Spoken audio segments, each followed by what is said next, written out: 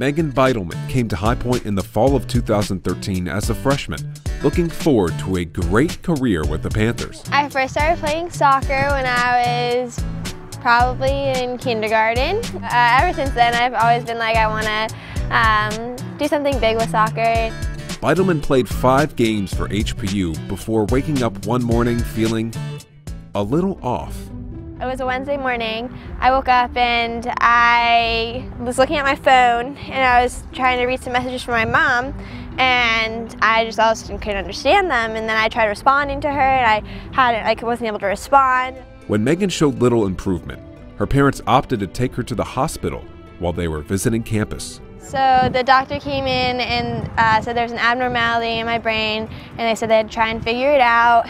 And so after that, I was freaking out. I was like, oh my gosh, like what's going on? Like there's something wrong with my brain. Like this is scary. Like I was freaking out. And they showed me on the screen, and once like I saw it on the screen, I was like, oh, like I could actually see like the bright spot, like where like there's like all this like brain damage and stuff like that. And so they told me like now I have to try and figure out like exactly what it is, and they thought at that point that it was a tumor. So once they told me that, like I just lost it, and I was like, oh my gosh, now I just figure out if it's cancerous or if it's not cancerous, and those are really my only 2 options. With her future in question, Meghan's parents brought her home to Boston for more testing.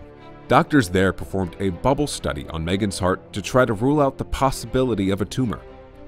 Doctors determined a clot passed through her heart and caused a stroke in the Broca's area of her brain. It was definitely a huge relief when they finally said, yeah, it's definitely a stroke, you don't have a tumor.